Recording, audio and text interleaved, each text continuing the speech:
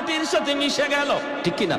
আবু জাহেল হিরো থেকে জিরো হয়ে গেল, বেলাল জিরো থেকে হিরো হয়ে গেল ঈমান আমলের কারণে।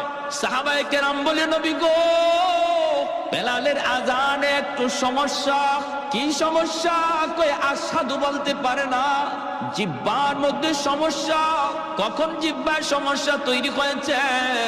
উমাইয়া হযরত বেলাল রাদিয়াল্লাহু তাআলা আনহুর জিহ্বাটারে টান দিয়া বের কইরা এই জিহ্বার মধ্যে পেরেক ঢুকায়া দিছিল, জিহ্বার মধ্যে পেরেক ঢুকায়া দিছিল। যেই জিহ্বায় আল্লাহ আল্লাহ জিকির কর, এই জিহ্বা আমি রাখবো না কয়ে পেরেক ঢুকায়া দিছিল। এজন্য হযরত বেলালের মুখে একটু সমস্যা হইতো, আশহাদু বলতে পারতেন না, বলতেন আসহাদু। শিন উচ্চারণ করতে পারতেন না, শিনটা ভালো করে উচ্চারণ হতো না। সাহাবায়ে কেরাম কয়, ইয়া রাসূলুল্লাহ, ওগো নবীজি, ভালো করে একজন মুয়াজ্জিন নিযুক্ত করে ফেলেন। নবী সাহাবায়ে কেরামের পরামর্শ নিয়া অন্য একজন সাহাবীকে মুয়াজ্জিন নিযুক্ত করে দিলেন।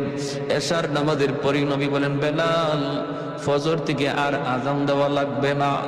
এই কথা শুনতেই যেন বেলাল হাবশির মাথায় আসমান ভেঙে পড়ল।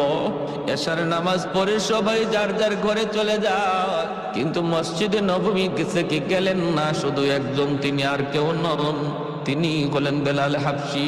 মসজিদ নববীর কোনায় খাম্বার কিনারায় বইসা বইসা চোখের পানি জড়া আল্লাহর কাছে কান্দে আর কয়, মালিক, ও মালিক, তোমার হাবিব আমারে মুয়াজ্জিনের চাকরি থেকে বাতিল করে দিছি।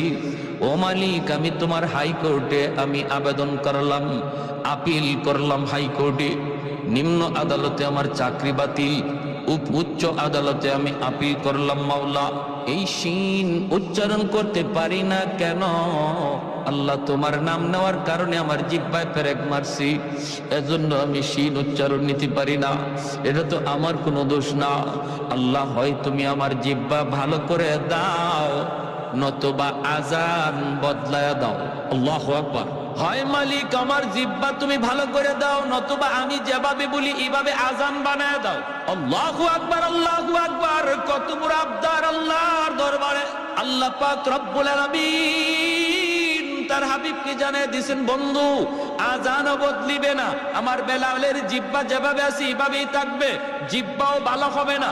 আমি আল্লাহর নাম নেওয়ার কারণে জিহ্বা যে ক্ষত, এই ক্ষত আমি আল্লাহ বেলালের হাসরের মাঠে দেখতে চাই।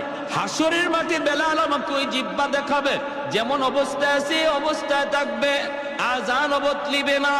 ভাইরা বন্ধুরা, ফজরের আজান দিলেন অন্য একজন মুয়াজ্জিন। আজান তো হয়ে গেল, নামাজের টাইম হয়ে গেল। আমার